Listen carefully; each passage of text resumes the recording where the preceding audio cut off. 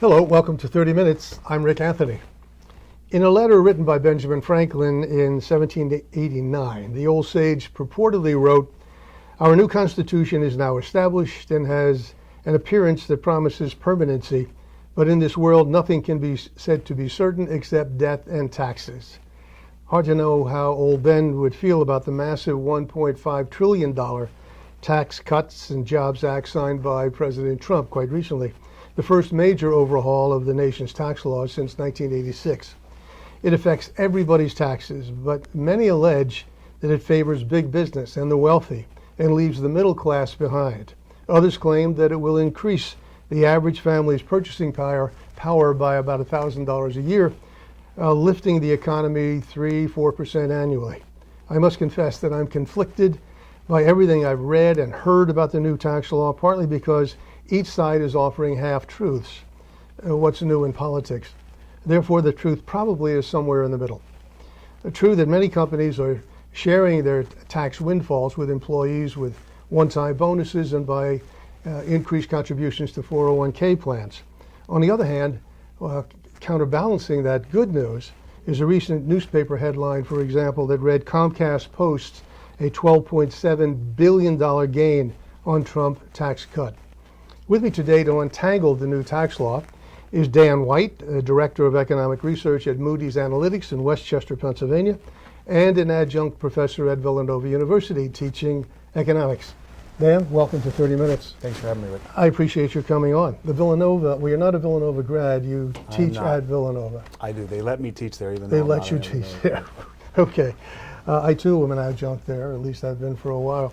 I'm not smart enough to teach economics. I teach other things that involve words and pictures and stuff like that. Let's first establish your credentials and Moody's Analytics as the authority on all things economic.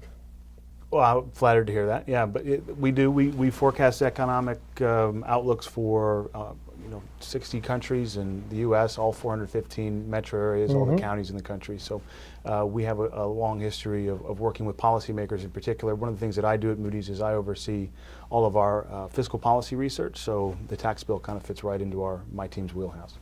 Is that exciting? It's very exciting. Is it? And the politicians are keeping it more exciting every day, yes. that's for sure. But living with those numbers and statistics and charts, that's the kind of thing that you enjoy day in and day out? Well, if you're doing it right, it gets to be a lot more than just charts, right? Okay. Yeah, I know you've written several articles on the subject of the new tax law. And in one of the articles I read, I think it was in the Inquirer, you listed the pros and the cons of the new tax law. I'm not going to ask you where you personally stand, but let me pick up on the article because you cited a better tax system and rapid economic growth as arguments in favor of the new tax law. You then took the other side of the debate and argued the law benefits the rich and bloats the national debt, which of course it does. So let's take the pros. Could you amplify on the position you take, at least those two items, Sure. in favor of the new tax law? Sure. Well, it's easy to argue this for and against because there's a lot of stuff to really like in this bill, and there's some stuff that it's not like. But the economic growth argument and the simplification argument are pretty important. There were a lot of things that just needed to be fixed in our tax code for a very long time, going back to the 1986 tax reform, which is the last major one that we had. Those things are mostly fixed in this bill, especially on the business side. There are some business changes in terms of how we treat overseas earnings, in terms of how we treat a lot of the deductions and things that were going on at the business side of the tax code that this makes incredibly better. It doesn't fix everything perfectly, but it makes it better. If the tax code is that thick, how could they possibly go very deep to fix all of this systemic problems in the tax law? Well, it doesn't fix everything, and that should be important. And some of the simplifications and the improvements it makes on the business side, it makes things slightly more complicated on the personal side. But on the business side, especially the way we treat international earnings, the way we treat intellectual property that's held overseas versus in the United States, it really does improve a lot of things for multinational businesses. And I think you've seen that. It's one of the reasons why multinational businesses have come out in strong favor of this legislation after the fact. Whether or not, how much of that is public relations and how much of that is actual improvement is one thing. It seems to make the case, and I'm not suggesting good or bad, But that one point seems to make the case that what's good for the corporations is good for America. Does that not necessarily follow? Well, the best answer in economics, and the only one that is 100% true 100% of the time, is it depends. Yeah. So that's a consultant's answer. exactly. Yeah. It's a lot of it is good for everyday people. All of that, I mean, most people in the United States own stocks in some form or another, whether it's in their 401k or their pension fund. So as companies are doing better, the U.S. economy is generally doing better. Now that can get distorted in terms of how it filters down to the everyday taxpayer, and there are some other issues within the tax code that still amplify those effects significantly. Okay. So it, to some extent, simplifies the tax code, Yes. favoring corporations. I wouldn't say it favors corporations so much, but it makes many more improvements on the corporate side of the tax code than on the personal side. All right. The other pro-argument is economic growth, accelerated Sure. economic I mean, growth. you're taking $1.5 trillion and injecting into the U.S. economy over the next 10 years. It's going to have some kind of positive economic growth. The trade-off there is that most of that growth is concentrated in the first 2 or 3 years. The longer-term growth prospects of this are debatable, as everyone is very much debating. One of the reasons is that a lot of these things on the personal side especially, they expire within 5 to 8 years, which is something that the next Congress is going to have to address. The other piece of that is that this is, at its core, the personal tax cuts in particular, this is economic stimulus at its core. And we are at or near the top of the current business cycle, and so anytime you inject economic stimulus at the top of a business cycle, you're going to see strong inflation growth, you're going to see strong interest rate increases, and those interest rate increases can offset the economic benefits over the long run. So if my paycheck's going up over 10 years, great, but if my mortgage rate and my interest rate on my credit card is going up at the same time, I may not feel the same real gains as I otherwise would. Now, the way the bill is structured, from my personal view as an economist, we will see economic growth from this over the next 10 years. Whether or not it's worth doing to put, $1 trillion in new debt onto the national debt is a totally different argument. So you're bullish about the economy over the next 3 to 5 years? I'd say the next 2 years, probably. So if you look at where we are today in the business cycle, it's been 8 years since the end of the last recession, which is the third longest period of expansion in modern American history. We're not growing necessarily at the pace that we would like to see or that we have seen in the past, but we've got 8 years of uninterrupted economic growth, which is not unprecedented, but also almost unprecedented. If we were to get to, for what the federal government would be fiscal 2019, which is just under 2 years from now, that would be the longest period of expansion in modern American history. Recessions don't just happen out of nowhere. We don't have a recession just because we haven't had one for a while. But if you look at the past recessions of the last 30 or 40 years, they've at least been in part self-inflicted. And 10 years is a long time for us to go without screwing something up. So it's very possible we have another recession sometime in the next 2-3 years. Our baseline forecast at Moody's assumes that we have some kind of turn in the business cycle probably in mid-2020. Turn meaning? Turning being down. Down. Yes. Deep down? Or you don't go that far? It's tough to say. In your prognostication. So again, going back to what predicts the next recession, right? You don't just have a recession. There has to be some kind of, either have to have an outside shock that comes in and messes things up, or you have to have some kind of imbalance in the economy, some kind of bubble building up. It's not clear that there's any bubbles building up in the economy today, but that's usually something that somebody like me says right before a bubble builds up, right?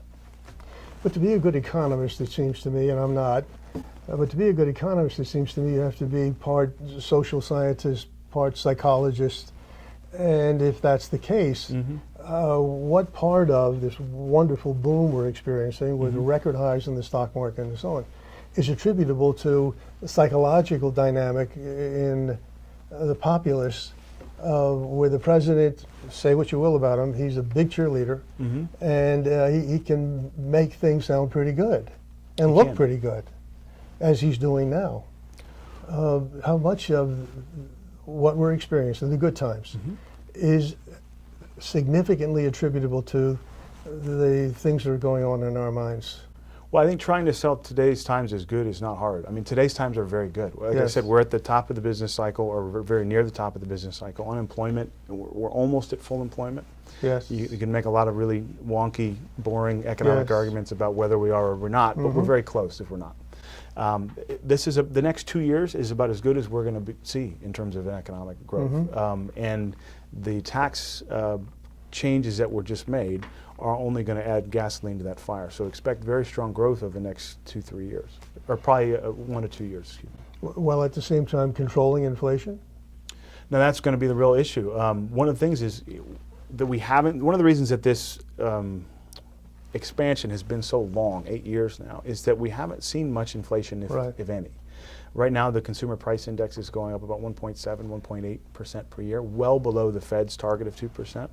The Fed is probably going to let that go well above 2% in the next 2 years before it starts raising rates.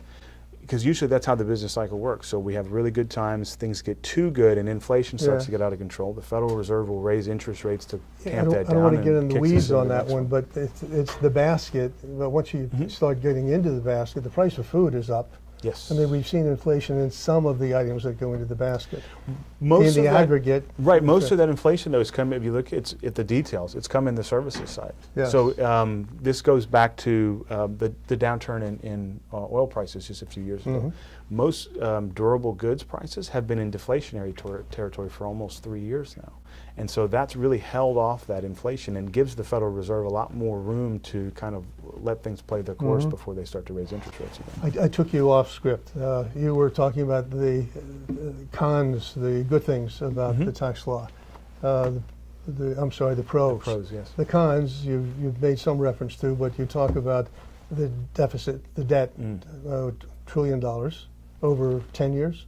Right, so it's about this is another wonky argument. So the statutory increase is $1.5 trillion. So if you look at it on a static basis, which assumes that there's no economic benefits at all from this, it's a $1.5 trillion increase over 10 years. However, you also have to assume that there's going to be some stronger economic growth as a result of that, and the economic growth will shave about $500 million price tag off of that, or sorry, $500 billion off of that. So the real increase in the debt over 10 years is about $1 trillion. Now that's real money even when we're talking about the federal government.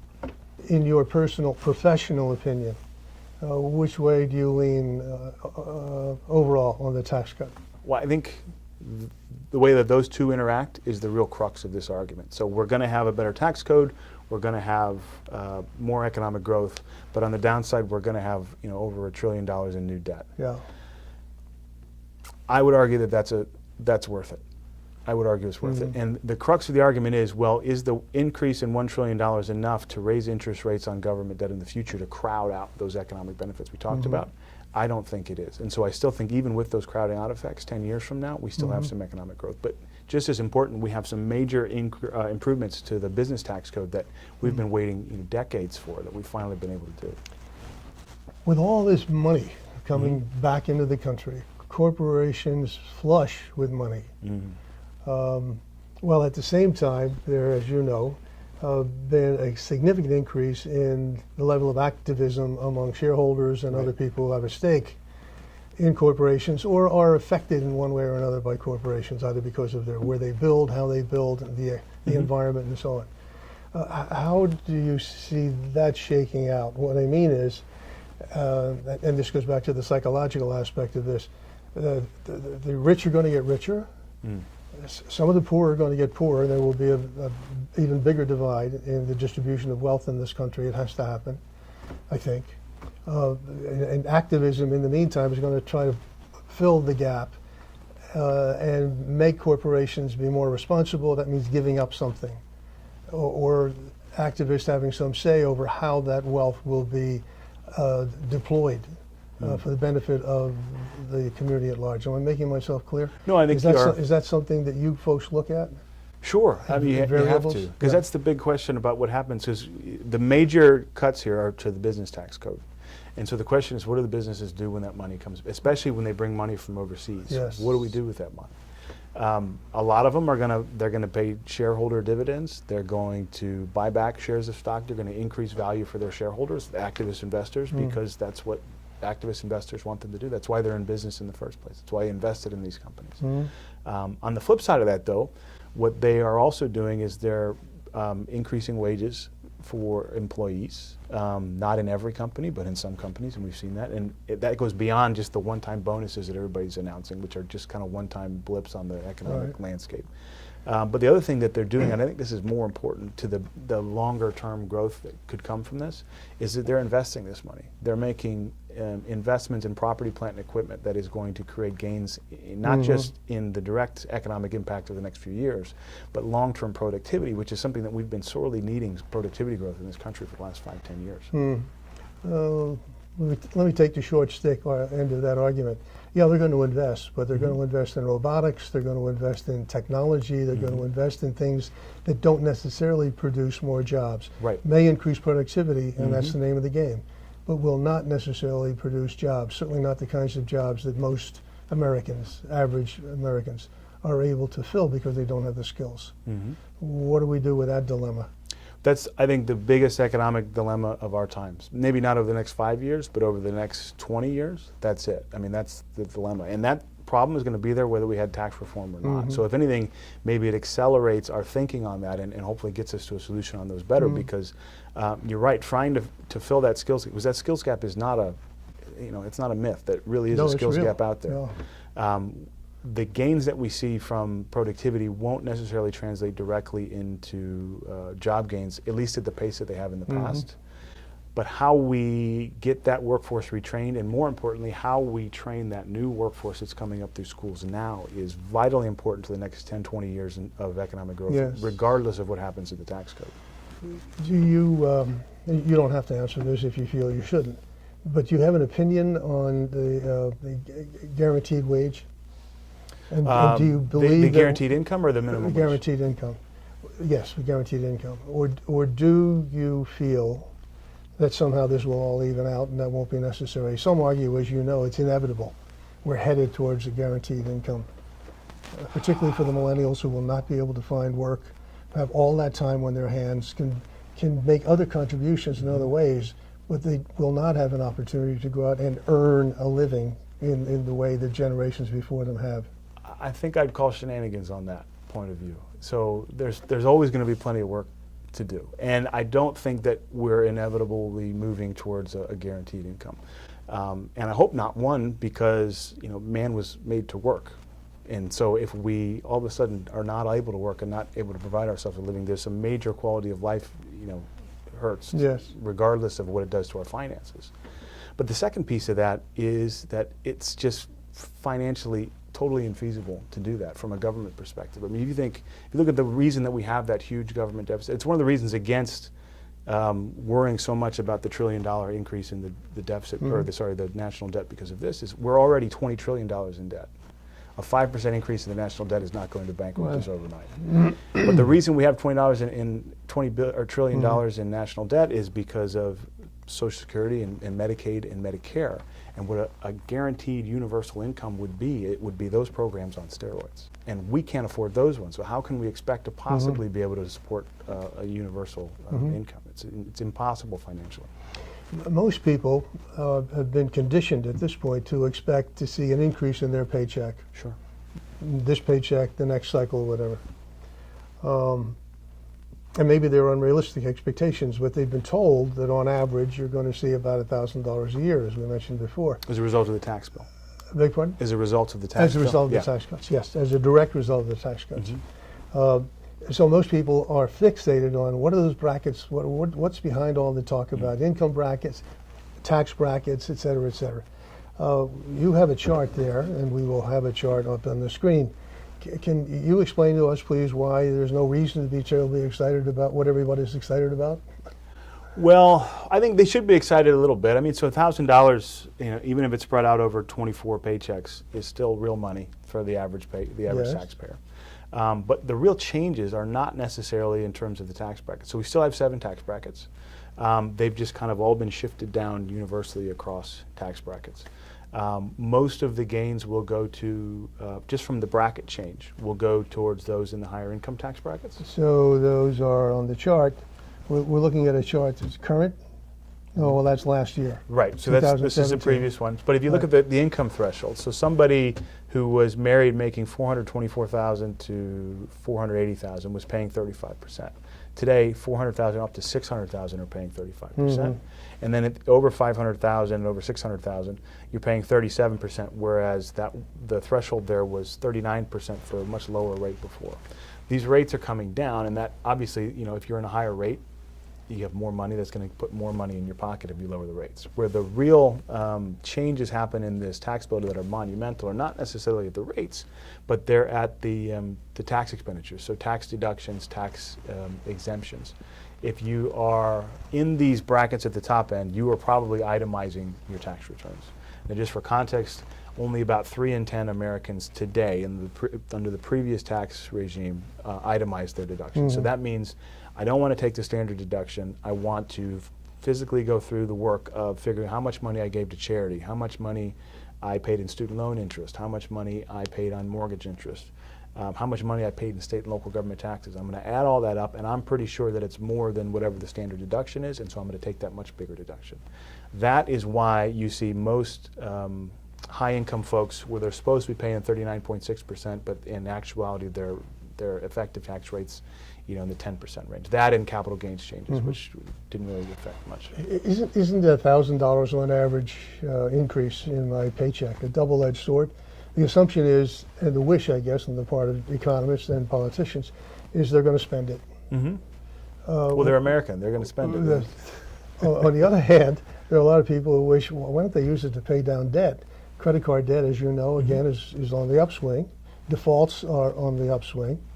Oh, is it wise for people to take $1,000 and put it back into consumption? Well, again, I think rather it depends. than taking down their debt? Sure, it depends. So first of all, There you go again. It depends. I got 2 hands. I'm an economist. I got to use them both. If you look at the credit card debt today, it's nowhere near where it was in 2007, 2006. You're right, it is on the upswing, but it's on the upswing from a very, very low rate. So I wouldn't argue that it's an imperative that people pay down their debts right now. But on the flip side of that, you got to look at, when we say most people are going to spend it, a lot of these people are going to say that they're going to pay down their credit card debt. And it's one of the worst parts about doing these studies, because you do a study and people say, well, 50% of people paid down credit card debt. But what did they do? They paid down their balance and then they ran it right back up again in another month or two. Right. So they didn't save it. They're feeling good. Right. They're feeling good. They Right. paid down their debt, but then they spent it. So they didn't really pay down their debt. They just kind of moved some money around from one to the other. Americans are really good at spending money. I think the real issue, or the real thing to watch, though, is the intergenerational changes that are going to be happening with that $1,000. So one of the things that we're seeing with millennials, people 35 and under, they are much more frugal with their money than their parents and grandparents were at that age in their life, which is one of the reasons why we're not seeing such rapid economic growth. So the millennials 20 to 35, that's usually when, in past generations, that's when you get married, that's when you have kids, that's when you buy a house, that's when you spend all this money. You take that $1,000 that's coming into your paycheck and you put it right into a swing set in the backyard or whatever you're going to do.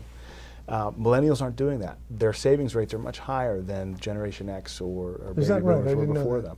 And so the boom to the economy as a result of that may not be as big as it would have been maybe 20, 30 years ago. And yet there's that other phenomena, the wealth transfer, biggest we've ever seen in human history, where Gen X, nobody has been paying attention to Gen X for a long time. It's been the boomers and the millennials. I know, we've been very You guys, been been left out. But you're the guys who are going to now have the wealth as boomers transfer the wealth to Gen X. Right, and we're a much smaller generation than baby boomers or the millennials, and so it's going to be very interesting. What's the impact of that? I think what you're going to see is us being on top for a very short time. I think the millennials are going to overtake it just because there's so many of them. Yeah, 80 million of them. I think the average, so if you took the mean person, so the age group with the most people in the United States today is like 26 or 27 years old. Yep. And that's very encouraging for future workforce gains and labor force gains. But at the same time, it's very scary because these millennials behave not like anything that we're used to as economists, and so it's very difficult to read. Let me change the subject. What's your opinion of President Trump's proposed, I think it's $1.7 trillion infrastructure, a budget? What impact? One, do you think it's real? And two, do you think we will it will make a significant impact on top of all these other goody things that are happening. Well, I'll believe it when I see the actual text of the Yes. bill, because we went through this with tax reform, a bunch of false Yes. starts for a while. So when we actually see the text of the bill, I'll believe it. We desperately need it. If you look at state and local government and federal government investment in structures, so infrastructure investment, water, sewer, streets, it's at the lowest share of GDP ever. So you have to go back to before World War II to see the U.S. government investing less money as a share of the overall economy in those things. And we have a very dilapidated and underserved infrastructure in many, many ways, especially if you grade us relative to our international peers, you know, we're in trouble. And it's worrying that it may take a major disaster somewhere down the road for people to actually finally see that we Yes. need this money in infrastructure. The economic benefits would be immense, not just for the near-term investment, but also for the long-term productivity gains that we talked about before. What worries me about some of the proposals that I'm hearing, though, are that the federal government is not going to actually pony up much of that $1.7 trillion. They're going to put in a small amount of seed money, and they're going to expect the private sector and states and local governments to make up for a lot of the There are those difference. activists again. There are those activists again. And that scares the pants off of me, because state and local governments are already stretched to the brink. They're maxed out. Totally maxed out. And if you look at the infrastructure investment that we have had over the last 30 years, it's all come from the state and local government space. So state and local governments have been raising their gas taxes. They've been trying to find new revenues to Yes. pay for all this stuff. The federal gas tax hasn't changed since 1992. And it's probably not going to change anytime soon. And so this money's got to come from somewhere, and there's not enough of it in the private sector. There's not enough of it in state and local governments to pay for it. The last thing that really scares me about this infrastructure bill, and there was a really great quote from the president of the U.S. Chamber of Commerce last week. They said, we physically could not do a $1 trillion infrastructure bill today. We couldn't do it. We don't have the workforce. We don't have the people to actually go out and do these kind of jobs. And you can pass as many $1 trillion infrastructure bills as you want, but if there's nobody there to actually translate that into dollars on the ground, it doesn't matter. It's quite a dilemma. Huge It is. dilemma. It's quite a dilemma. So in spite of all that, you're still bullish for the next 24 months. I am, and I'll give you a couple of reasons why. So the first is kind of the anecdote that came out of the Great Recession, the one that everybody loved to do, was Johnny graduated college in 2008. Johnny couldn't find a job that paid well enough to pay off his student loans. He moved back in with mom and dad. Whenever I tell that story, I can tell by the look on somebody's face whether Johnny's living in their basement or not. We estimate that somewhere around about 3 million households never formed during the Great Recession that should have formed as a result. Usually you have about 1.2 million households form a year in a good year. The good news is that about 2 million of those households have formed. So the Johnnies, they're coming out of the basements, they're getting jobs, they're moving in with their friends, they're getting apartments, they're getting houses. But there's still about 1 million out there that haven't. And so those folks are going to be spilling forth onto the economy at least for the next year or two, which is going to create some additional housing demand. If you look at the way that housing prices are growing right now, you can see that we have a very undersupplied housing market. Builders have been very snake bitten after the Great Recession, and rightfully so. But I think that you finally get to the point from a house price perspective where it's worthwhile for them to begin building for the next year or two, and that will give us some juice to get us through the next year or two. General rule of thumb with home building, a single family home in the United States is enough to generate about 4 full-time jobs over the course of a year. So if we have, say we build 1.5 million homes and 1 million of them are single family, that's 4 million jobs right there. That's a lot of jobs that we need. But Dan, how high can the stock market go? What is it, over 26? So 26,000 no doubt, yeah. How high can it go before That's a great question. the top Well, blows off? That also goes to the argument, the economy and the stock market are two very different things. Yes. And often there can be a disconnect when you're starting to get to the top of a business cycle. So I wouldn't be surprised if we start to see the economy continue to go up and the stock market become more volatile, because there's a lot of froth, as they say, in the stock market right Does now. the market lead the economy or vice versa? Typically, in going into a downturn, the market will lead to the economy, and then on the other side, the market will lead it back up into an upturn. It's difficult to say that there's enough froth in the stock market right now to cause a recession. Typically, what we would need to see is a major, market correction, 10% or more to really kick us into another recession. That very easily could be the cause of the next recession. If I had to bet money, though, on what was going to cause the next recession, I would say it looks like, your normal textbook business cycle. Yeah. Inflation gets out of hand. The economy starts to grow very quickly. Federal Reserve raises rates. We go into a normal recession. We don't give advice. On the other hand, stay in the index fund. Timelines. I won't say it depends. I would say timelines. Yeah, it's time. I'm hopefully don't need my 401k for a while, and so I'm going to leave it. Okay, well, this has been very helpful, I think. Certainly to me. I hope it has been to you as well. It's a very complex subject. And I would like to think, Dan, that as a result of it and the need to know, that economic literacy in this country will go up a notch or two. Maybe the millennials will start to pay more attention. I hope so, yeah. And begin to take what the new learnings and bring it into their personal lives, personal planning, financial planning, and so on, so they don't find themselves in the same predicaments as many of the baby boomers today. Well, I see it when I teach at Villanova every day. These millennials, they're not stupid. I mean, they're smart, they're smart, and they're curious, and they care a lot more about this stuff than I can remember my generation doing. I agree. Yep.